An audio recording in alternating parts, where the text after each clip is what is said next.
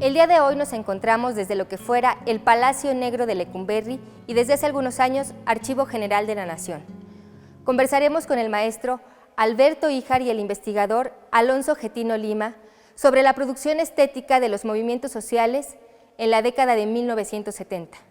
Yo soy Marisol Vázquez y esto es La Subversiva Memoria.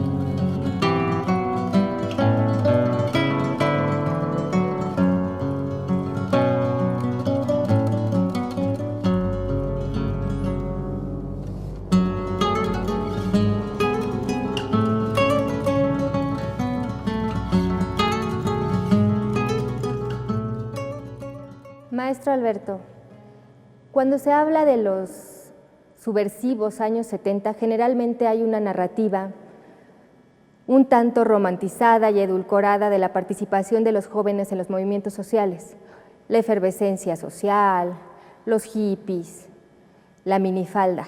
¿Realmente los jóvenes que participaron entonces eran influidos por tendencias extranjeras, pasajeras y coyunturales, o tenían fuertes motivaciones para sus exigencias? La dialéctica histórica exige responder que las dos cosas. Desde que pasaron por el estrecho de Bering unos caminantes, hemos enriquecido a esta nación con ideas que vienen de fuera, de modo que alegar como ignorantes criminales como Díaz Ordaz y Echeverría contra las ideas exóticas, pues qué idea no nos ha llegado de fuera. La ley de gravedad, la teoría de la relatividad y por supuesto la revolución histórica del marxismo. De modo que las dos cosas pasaban. Y con ellas usos y costumbres. Estaba en pleno la guerra de Vietnam, pero estaba también, sobre todo en la Universidad de Berkeley, la producción de publicaciones importantísimas como la revista Ramparts, y con ello los usos y costumbres comunitarias de acabar con la moral hipócrita de la burguesía. De modo que esto explicaba el cabello largo, la minifalda, el LSD, la marihuana, las drogas, todo esto que acá en México sintetizó esa figura importantísima cultural que es Felipe Ehrenberg, el joven que popularizó el saludo de la B en las marchas del 68, que ostentaba una larga melena, que después se tatuaría por todos lados, especialmente en la mano, los huesos, de modo que todo esto pasaba. Un desmadre en el sentido estricto del término, de un caudal que se sale de madre, dicen los que explican así, las inundaciones, los desbordamientos, todo esto que implicaba influencias de todo tipo, desde los usos y costumbres hasta la evidencia de que había en México un movimiento obrero charro bajo control de este monstruo criminal de Fidel Velázquez, y un movimiento campesino de la misma manera apaciguado por dirigentes venales, pero activado por las guerrillas de Genaro Vázquez y Lucio Cabañas. Y después del 2 de octubre de 68, pues no fuimos pocos los que optamos por la vía armada ante la certeza de que el presidente que seguiría a Díaz Ordaz era un criminal identificado como agente de la CIA desde que fue subsecretario de Gobernación. Philip Agee, enmascarado como consejero cultural de la Embajada norteamericana, desaparecería después del 2 de octubre para reaparecer años después en Alemania con un voluminoso libro de sus memorias en la CIA, donde identifica con el nombre de Litempo a los agentes gubernamentales, agentes de la CIA. Echeverría era Litempo IV cuando era subsecretario de Gobernación, y así, en la medida en que ascendían y probaban su eficacia, iban ganando la denominación hasta ser Litempo I. Todo esto pasaba. Un poco en contrapunto a estas versiones edulcoradas sobre aquellos años, tiene que ver con el trabajo de los historiadores y la consulta cotidiana sobre estos acontecimientos. ¿Tú qué has descubierto del proceso organizativo de los jóvenes de aquel entonces? También un poco en el sentido de que si bien se recrudeció la violencia por parte del Estado y si bien se radicalizaron los movimientos sociales hasta el punto de los alzamientos armados, ¿cómo descubres tú o cómo te internas tú en esos procesos organizativos? ¿Cómo los percibes? En primer lugar, quisiera comentar que estoy de acuerdo con todo lo que dijo el profesor Híjar, el maestro Híjar. Yo como historiador, mi labor de acercarme a esta etapa de la historia, la he hecho sobre todo a través de testimonios orales. Me acerco a las personas que participaron en esta coyuntura, y a partir de estas entrevistas con la metodología de historia oral, me doy cuenta de muchos factores que estaban ahí activos, ¿no? Es difícil hablar de solamente una cuestión de causalidad para que todas estas personas hayan decidido practicar militancia política, y por el contrario hay distintos grados de militancia, distintos niveles de compromiso con este movimiento estudiantil, y esto lo he percibido en las fuentes, ¿no? En las de historia oral. Por ejemplo, la cuestión de la época, ¿no? Hablar de la época, que es un concepto que se utiliza desde distintas... En Argentina se ha utilizado mucho este concepto de época para hablar de un momento donde hay un ambiente cultural específico que hace que los jóvenes sean proclives a participar políticamente. Bueno, eso se percibe en las entrevistas. Hay personas que se sumaron a las causas por la época, pero también hay otras cuestiones, otras historias de vida que ya cargaban un camino de compromiso social desde la historia familiar, que eso ya los va encaminando con un énfasis en exigir democracia, justicia, ¿no? Sumarse a las ideas que, de acuerdo a esta época, se estaban debatiendo en las universidades. Pero aquí esta cuestión de ver los matices de esta juventud es importante, y es una posibilidad que podemos hacer los historiadores desde la historia oral para ver los grados de compromiso y los caminos también que tomaron los jóvenes en esta coyuntura. Otras fuentes, por supuesto, que son el video documental, donde aquí se puede ver más una construcción ideológica, ¿no? Un discurso más acabado en cuanto a discurso así estructurado, ¿no? Esto también pues da pie para entender los debates intelectuales del momento. Entonces esta fuente, igual que las revistas, ¿no? Que son muy importantes en en este momento. Para nosotros los historiadores, analizar las revistas pues nos da mucha luz sobre cómo se percibían las distintas causas, el nacionalismo, por ejemplo, que muchas veces se ha debatido sobre el carácter nacionalista de estos movimientos en los 60s y 70s, bueno, a partir de cómo se construían los discursos más intelectualizados, a partir de estas fuentes se puede percibir esto, y las tendencias políticas. Por ejemplo, había una tendencia más vinculada al maoísmo, que era no tirar línea, ¿no? Esta cuestión más bien de practicar una horizontalidad en la militancia, ¿no? Eso se ve en algunas publicaciones como La Causa del Pueblo, que era un periódico que se distribuía por la Cooperativa de Cine Marginal, ¿no? Que era un grupo de cine militante que distribuía ese periódico. No tanto que ellos lo hayan construido, sino que participaban en la construcción del periódico. Esto se puede percibir desde pues, los órganos de difusión, las películas. Ahora que he estado viendo la fotografía, también es otro acercamiento metodológico.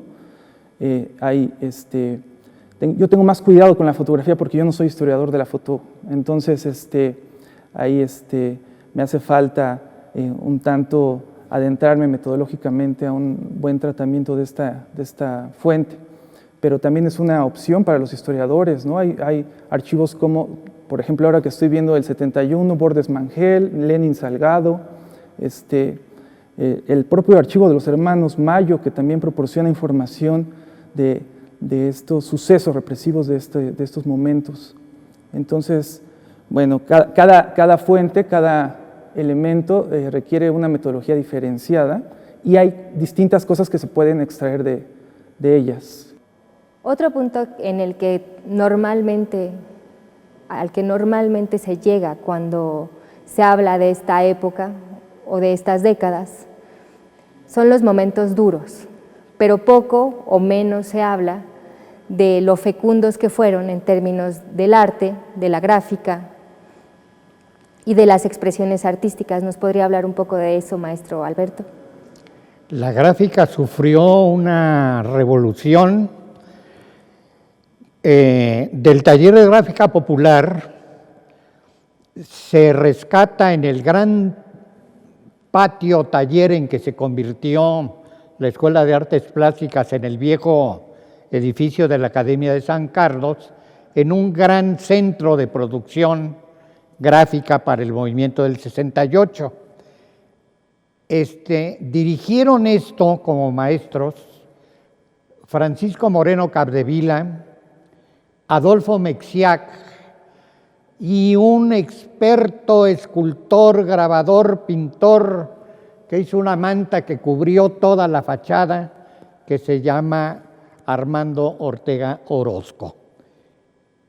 Un grabado de Mexiac de un tzotzil con una cadena asegurada con un gran candado en la boca, los ojos desorbitados, se echó a caminar, llegó a Berkeley, se difundió en Estados Unidos, llegó hasta Europa y en un libro italiano que recoge la historia de la gráfica política de esos tiempos, elige como muestra emblemática el grabado de Mexiac, originalmente hecho en 1954 para protestar por el golpe militar en Guatemala contra el gobierno de Jacobo Arbenz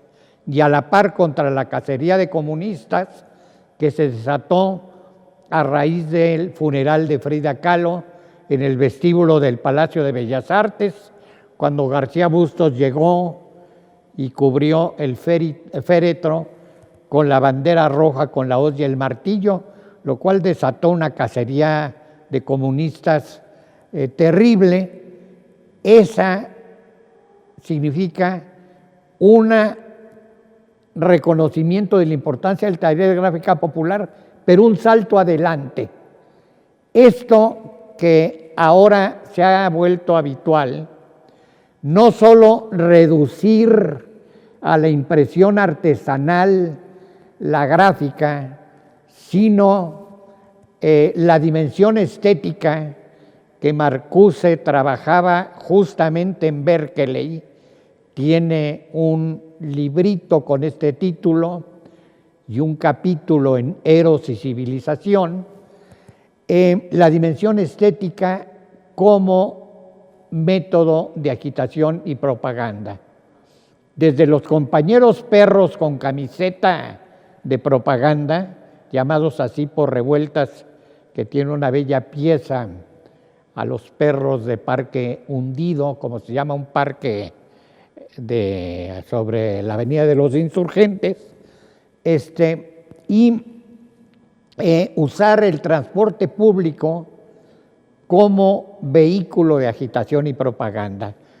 El transporte público recorre toda la Ciudad de México, de modo que lo que se pintaba en los autobuses, pues era visto por todos los ciudadanos, y en general los choferes respetaban el anuncio de la siguiente marcha o la denuncia de alguna barbaridad de las que hacía el gobierno.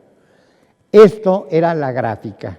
Y por supuesto, Excelsior, el Universal, la prensa, compitiendo a ver cuál era más infame en sus calificativos y sus insultos contra los estudiantes. Televisa en su esplendor, con miserables como Luis M. Farías de diputado, pregonando que eran criminales, drogadictos, etcétera, etcétera, y todo esto por caricaturistas, herederos de esos que llamaban los cuatro de la embajada, cuando la embajada de Estados Unidos les pasaba un sobre semanal por lo que estaban publicando. De modo que la lucha de clases se desató de esta manera, y quisiera advertir cómo esto da lugar a un gran movimiento de grupos que en los 70s determinan un repudio al aura artística, como dice Benjamin. Estábamos a la vanguardia mundial en este sentido, la renuncia a la fama y la gloria del genio artístico y a el catálogo y la medalla de oro de Bellas Artes y todas estas parafernalias que tanto le gustan a los estados burgueses. Esto entonces, a la par de algo que a ti te va a servir, las revistas que daban cuenta no solo de los movimientos subversivos en México, sino de la lucha armada en América. A la cabeza, las revistas de Mario Menéndez, Sucesos primero, y luego la revista ¿Por qué?, que terminaría destruida por soldados, él en la cárcel, rescatado por un secuestro de Genaro Vázquez, y el intercambio de un grupo de guerrilleros y la inclusión de Mario Menéndez para que se fueran a Cuba. Esto muestra la articulación de estos movimientos. Y en cuanto al estudiantado, quedaba del 68 las asambleas y la necesidad de promover la autogestión, de ejercer la autonomía universitaria en serio.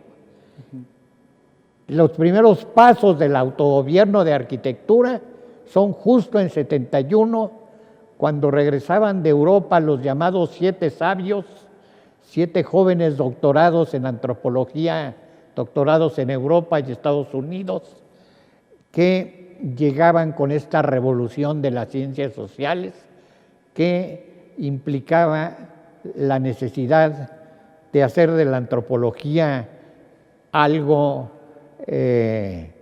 menos reaccionario y conservador que el paternalismo indigenoide, ese de pobrecitos los inditos tan tontitos, vamos a enseñarlos a hablar español y a hacerles un Tren Maya o alguna cosa así semejante para que se vuelvan ricos, ¿no?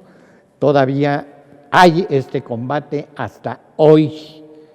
Y la autogestión, la autonomía en todo el país. El 10 de junio de 71 es una movilización contra la ley Elizondo del gobernador de Nuevo León, que había llevado a la Cámara Local de Diputados una ley que creaba un consejo universitario que sí, claro, 3 estudiantes, 3 profesores, pero 9 locutores de la televisión. No estoy exagerando, esto fue así.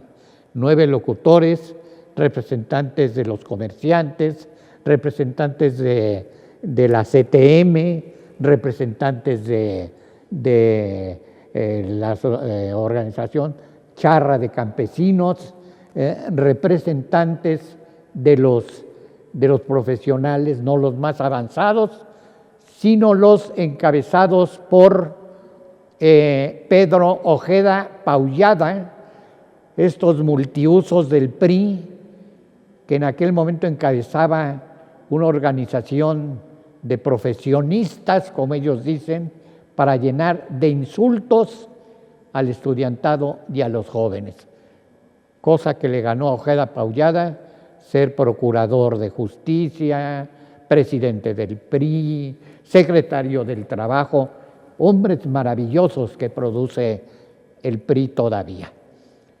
Esto es entonces lo que pasaba, todo este urdimbre de movimientos que tenían orientación concreta en este modo de ejercer la autonomía que es la asamblea.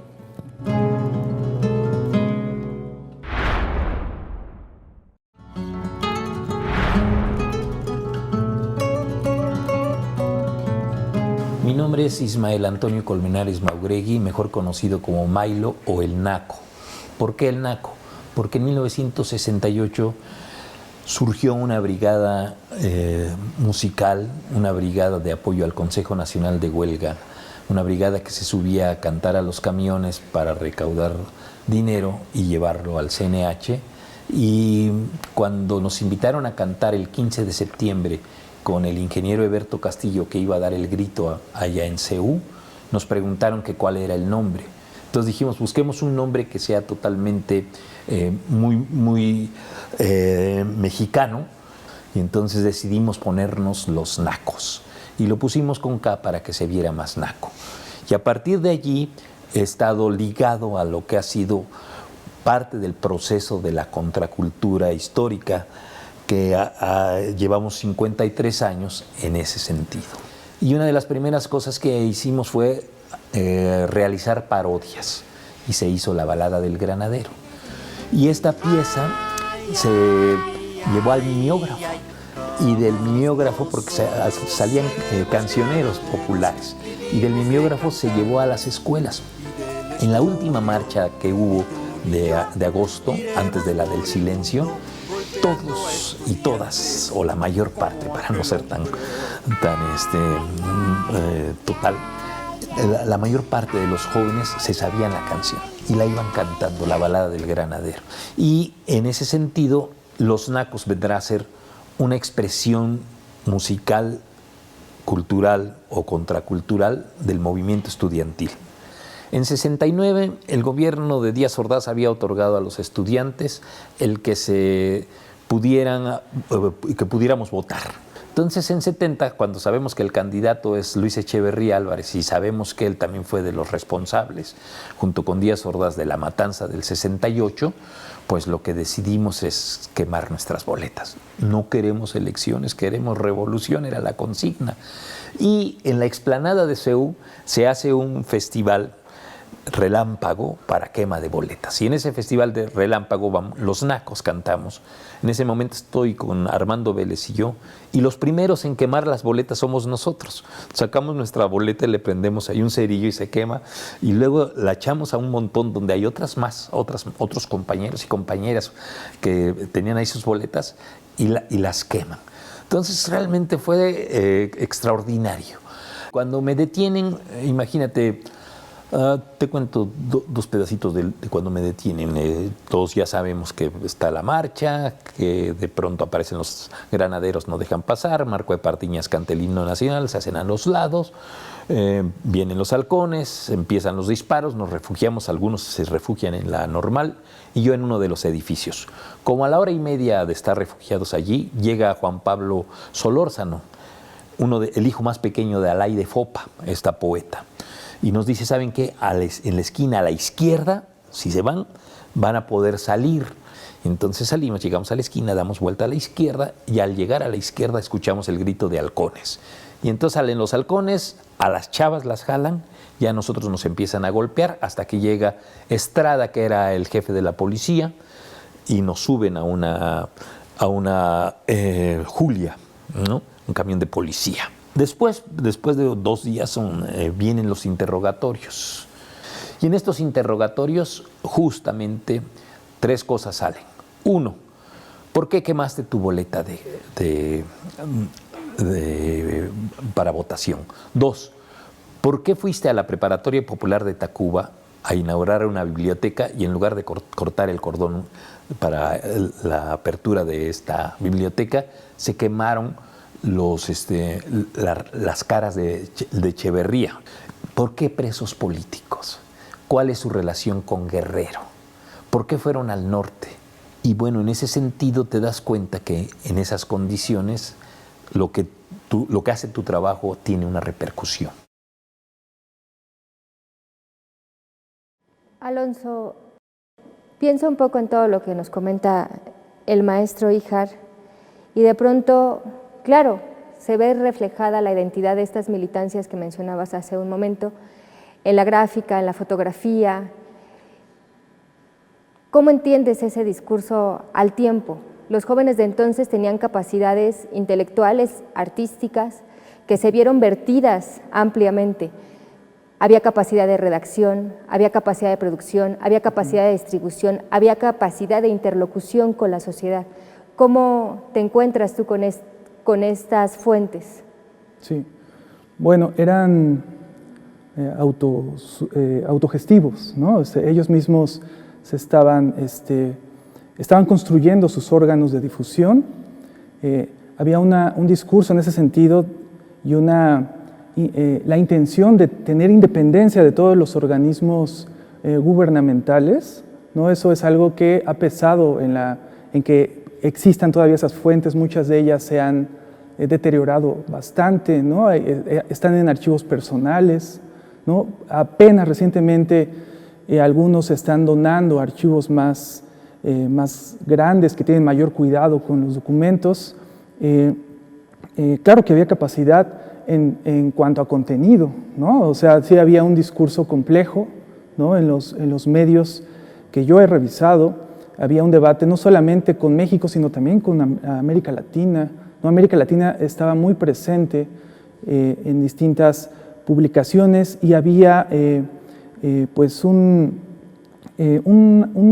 vínculo de personas, ¿no? Que también aquí en ese momento había muchos exiliados, ¿no? Entonces había personas que estaban viviendo aquí y que participaban en los debates de los mismos órganos.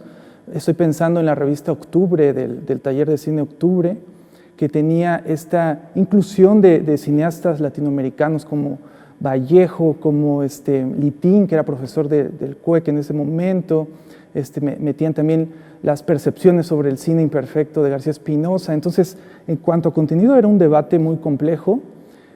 Claro que había distintos órganos, ¿no? Había órganos muy efímeros, ¿no? Que duraron poco tiempo y otros órganos que sí tenían esta complejidad y que duraron más años. Maestro, desde las organizaciones, desde los militantes, como bien lo menciona Alonso, existe un caudal rico de memoria. Ese es el caudal al que nos podemos acercar ahora, los jóvenes, la academia, y en ese sentido, ¿cómo se acerca el Estado a la memoria de los subversivos años 70? El Estado, ¿Cómo se debiera acercar el Estado? El Estado siempre cuenta con intelectuales y artistas a los que llena de privilegios, de becas, de invitaciones a viajes, de pago de congresos, etcétera, para sujetarlos de su lado. La oficina de prensa de la presidencia de aquel entonces era un asco, hasta patrocinar una pésima investigación antropológica de un miserable que da nombre a un auditorio de la Facultad de Ciencias Políticas de la UNAM, Fernando Benítez, Los Indios de México, 80 tomos llenos de tonterías periodísticas pseudopoéticas. Él encabezó un movimiento con el lema Echeverría o el fascismo, y entonces rápido se sumaron a él Víctor Flores Olea, Enrique González Pedrero, que tenían una revista que se llamaba El Espectador, que es muy interesante porque allí está el intelectual fino y elegante que en su vida se ha asomado a una marcha o a una asamblea, y entonces pues ellos, Echeverría o el fascismo. Y claro, Echeverría respondió llevándoselos de paseo a sus incursiones. Me acuerdo la ida a Cuba, que llevaban mariachis y bailarinas de Amalia Hernández y etcétera, y doña Esther Zuno por delante, disfrazada de china poblana o no sé qué. Llegaron a La Habana, y La Habana no, los habaneros no daban crédito de qué es esto, Dios mío, con un mariachi en el malecón, etcétera, etcétera, pero también los intelectuales haciendo conectes, Echeverría o el fascismo. Carlos Fuentes y Octavio Paz fueron quienes apoyaron al presidente Echeverría después de el halconazo del 10 de junio de 1971. Es una provocación porque Echeverría es un presidente democrático.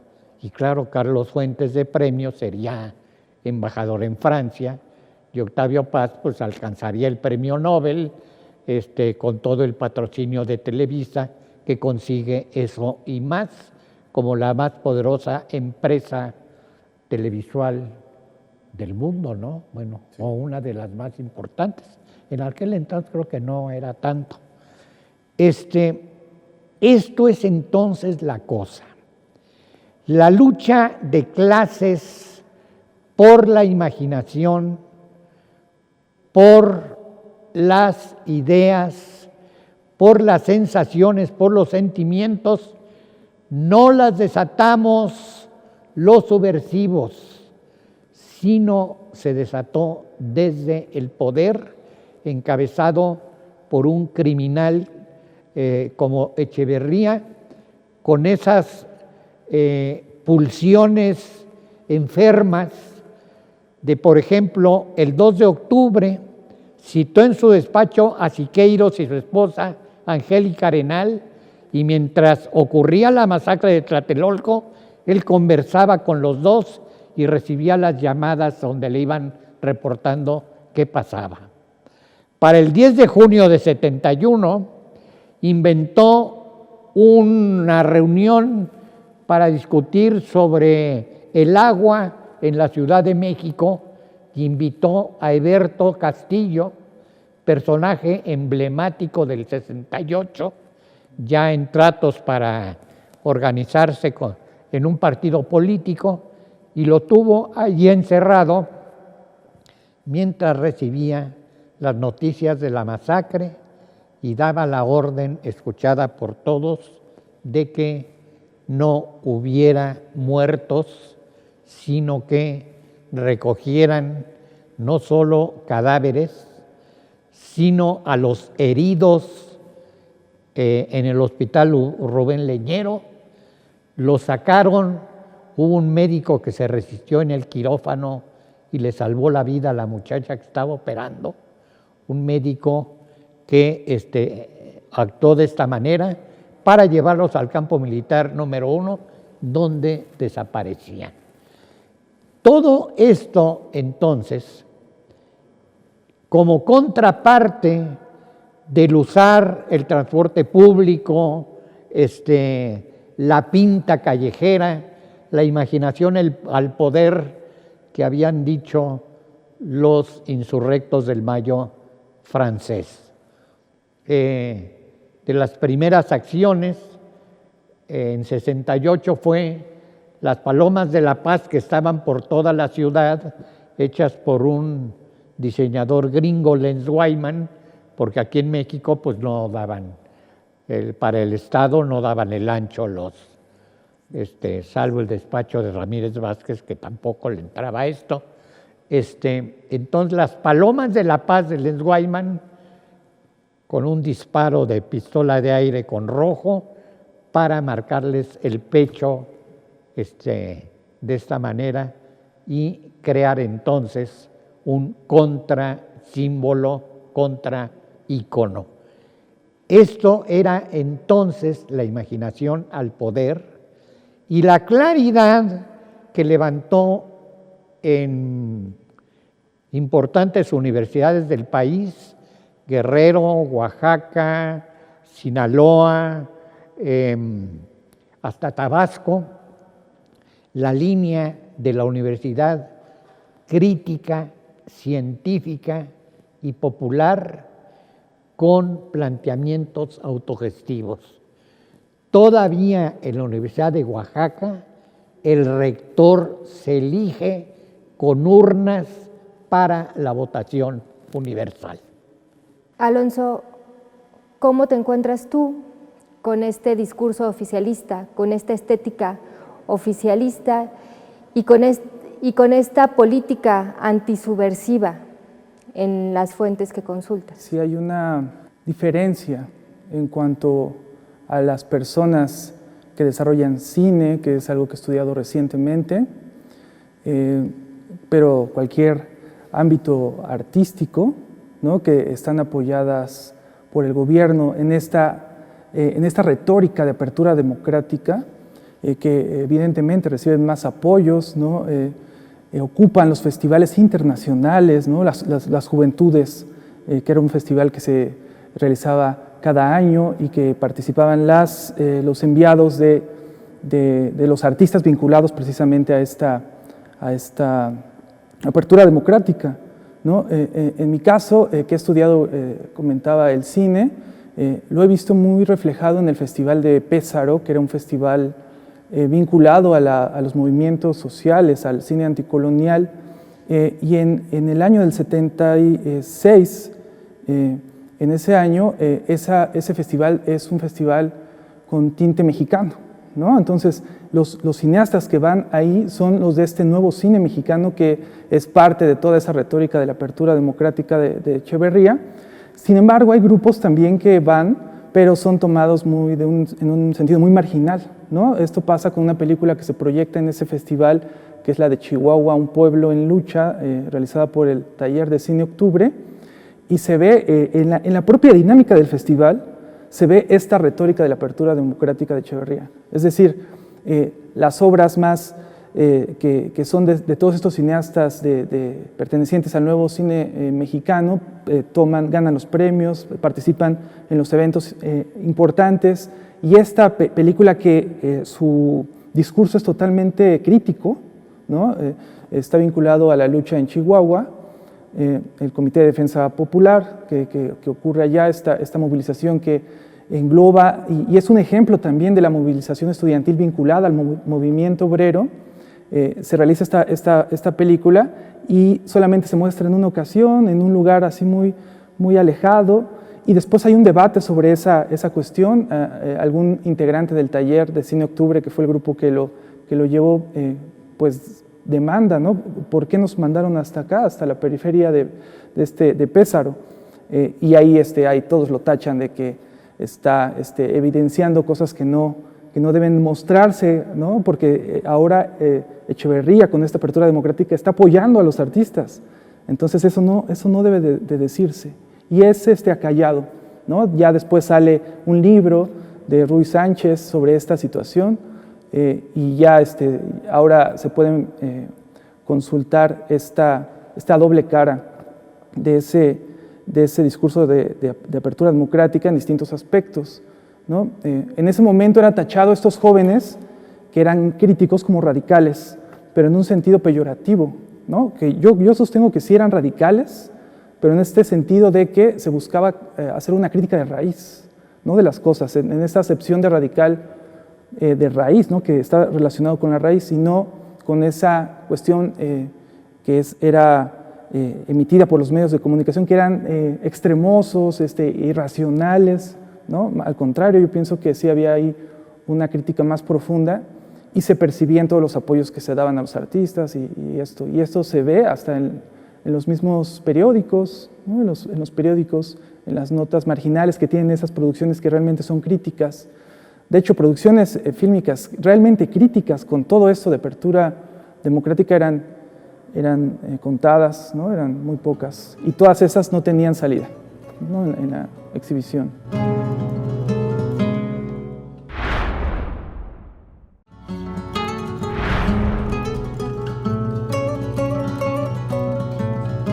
El cine,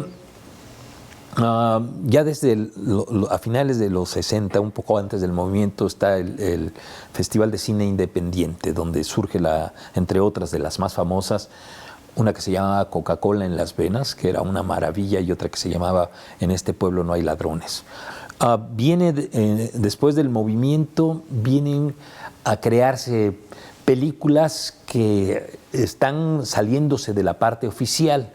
Pensemos en Jodorowsky, pensemos en El Topo, pensemos en la de Fando y Lis, ¿no? Basada en una obra de Fernando Arrabal.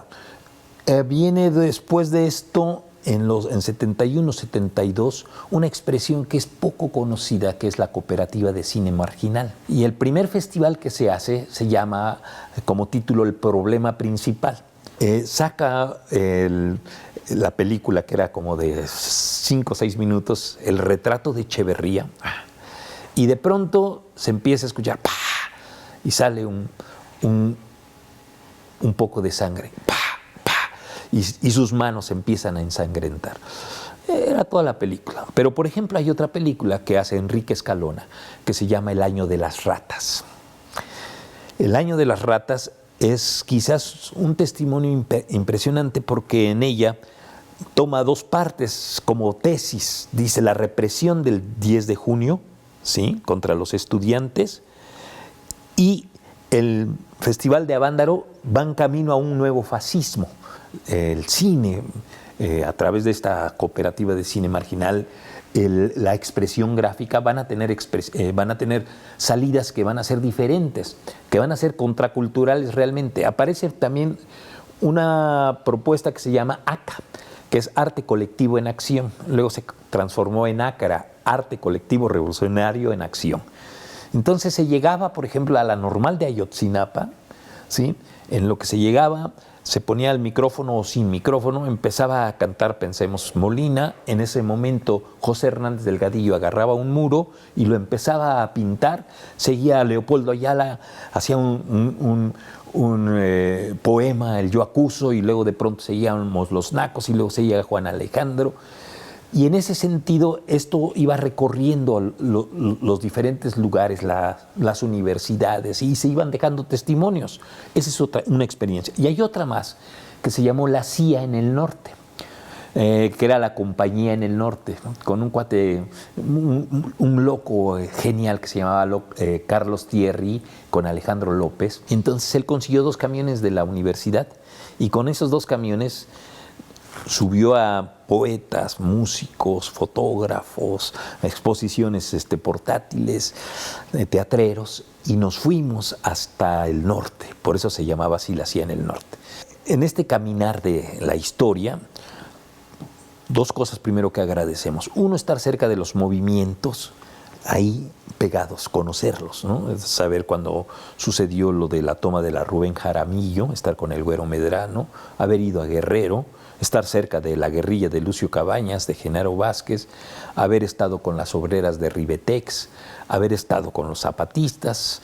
En esencia, has estado muy cerquita de todos estos movimientos. Y la música social tiene una magia, porque en ese sentido vas cantando y vas explicando lo que estás presentando. Pensemos en el 10 de junio, pensemos en el 2 de octubre, o pensemos en los zapatistas. Y entonces tú de pronto dices, y es que Zapata dijo que hay dos Méxicos, el de los ratas y el del pueblo, y empiezas a sentir que hay una conexión. Pienso que la música, y concretamente nuestra música, o la de otros compañeros, se van quedando como parte de una memoria histórica, ¿sí? que retoma momentos históricos, pero también como una propuesta cultural artística que se genera. En ese sentido, en donde el nacorazón se abre y se van creando estas maneras de entender un nuevo latir en nuestra sociedad, o este latir histórico.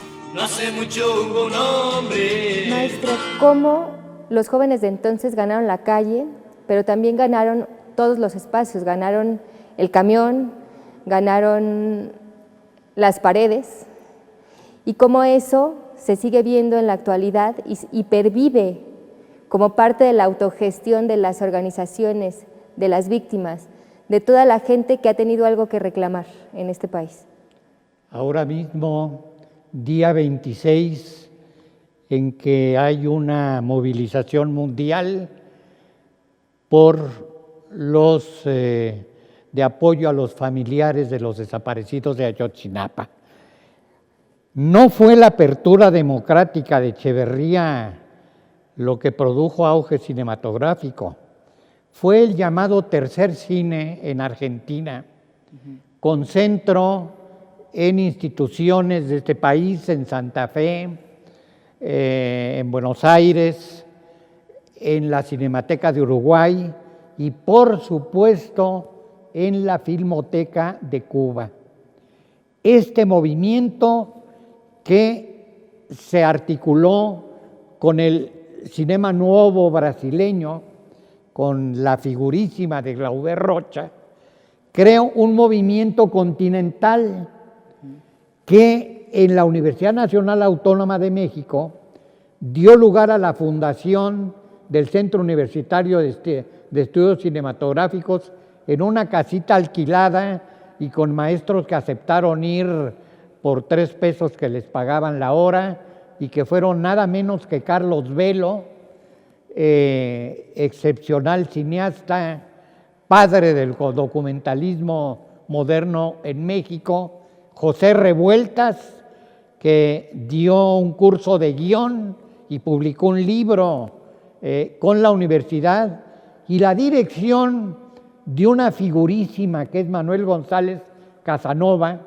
que odio que le digan de burla la chuchuca, cuando es el que fundó el CUEC, el que organizó una red internacional de cineclubes que él presidió, de modo que festivales como Pesaro no fue porque el Instituto de Cinematografía de Echeverría lo promoviera, no, fue este movimiento internacionalista, más que internacional, lo que dio lugar a festivales como el de Pesaro, la influencia hasta en Viña del Mar, por ejemplo, todo lo cual está recogido en una antología que hice, que se llama Hacia un tercer cine, que ahora es muy buscada por los jóvenes, aquí andan en las librerías de viejo a ver si se le encuentran.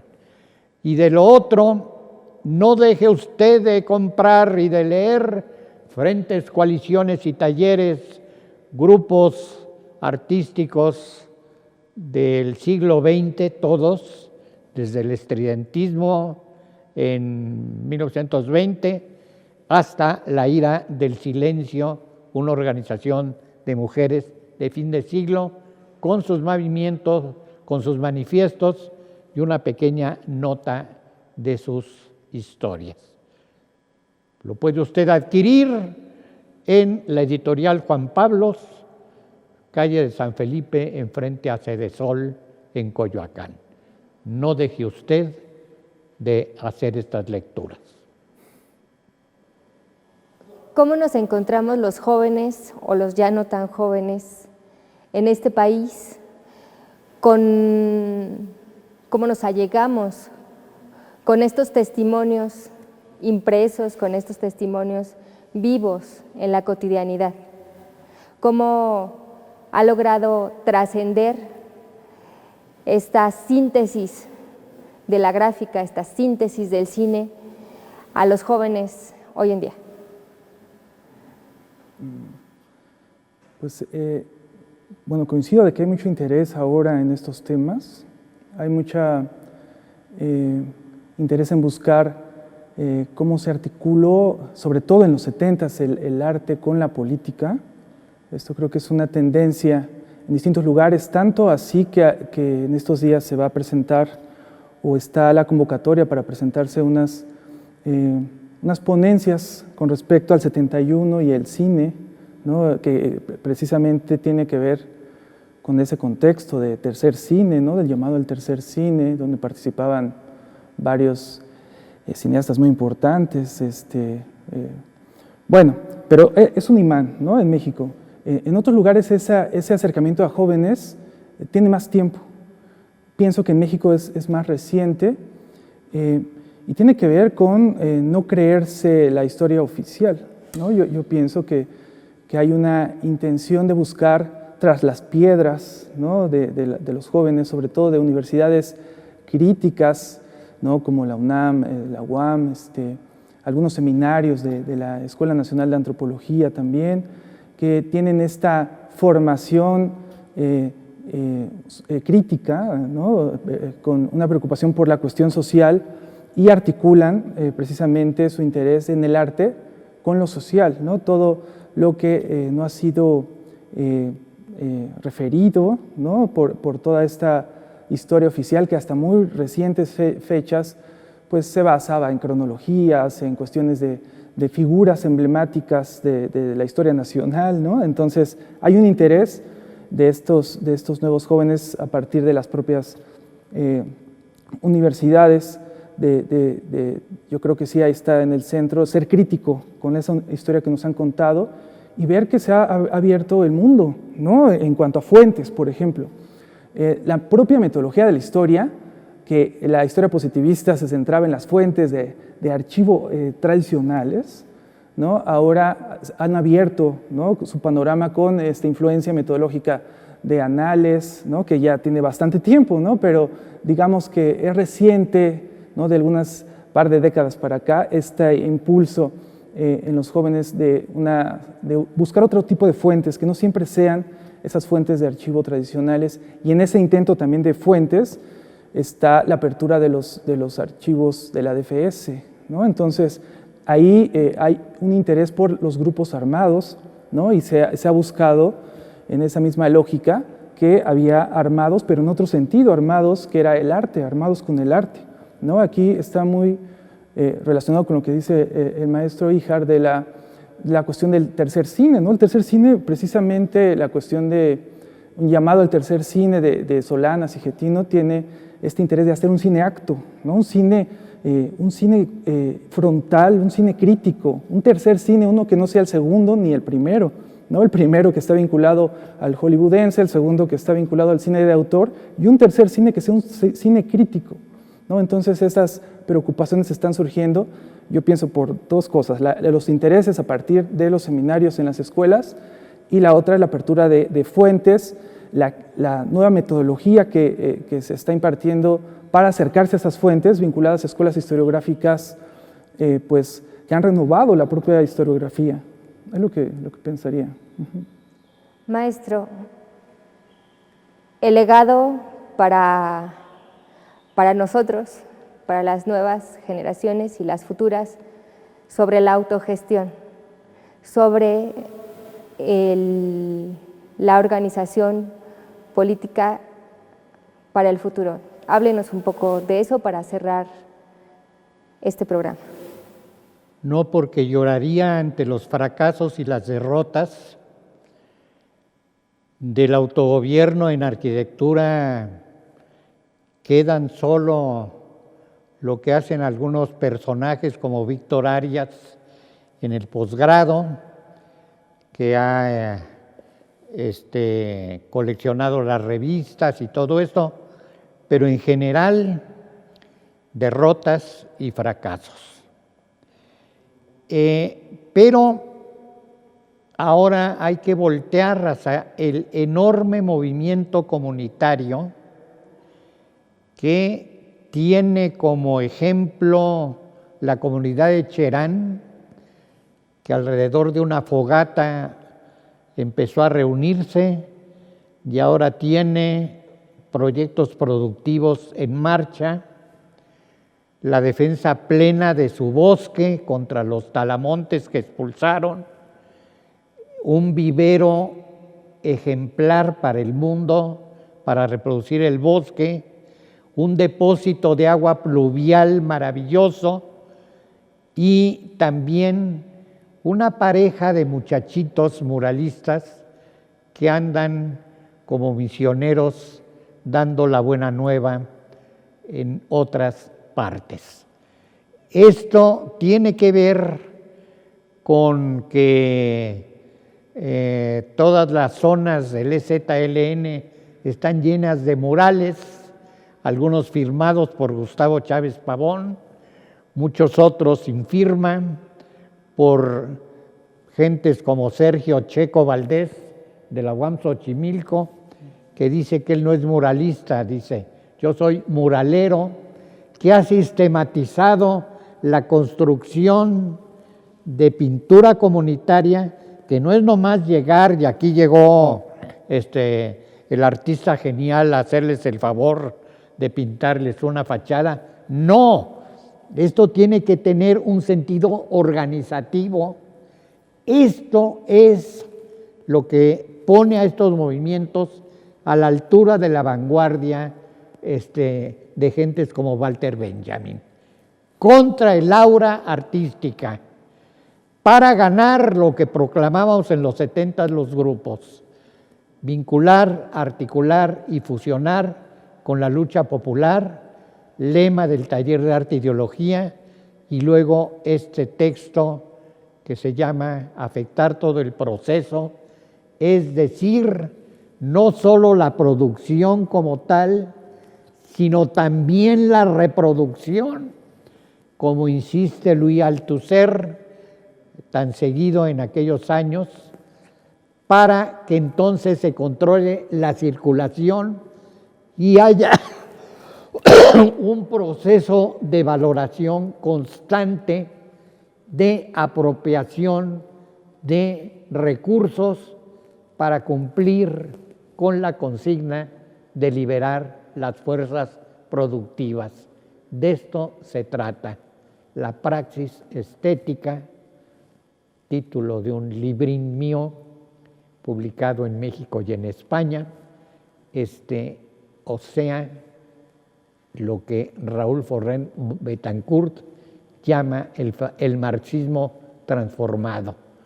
No el de la academia y del seminario del Capital, etcétera, sino el nacido y crecido en las comunidades, en dirigentes que pueden ser analfabetas, lo cual no les quita su enorme sabiduría organizativa y revolucionaria. No me queda más que agradecerle su presencia el día de hoy aquí, con la ilusión de que la discusión continúe tras la pantalla. Muchas gracias, maestro Alberto, muchas gracias, Alonso. Gracias. Iba a decir un título maravilloso de un libro que se llama Nosotros los analfabetas que hacemos la guerra, o cómo se llama, No sé. algo así, que es de una carta de Villa Zapata.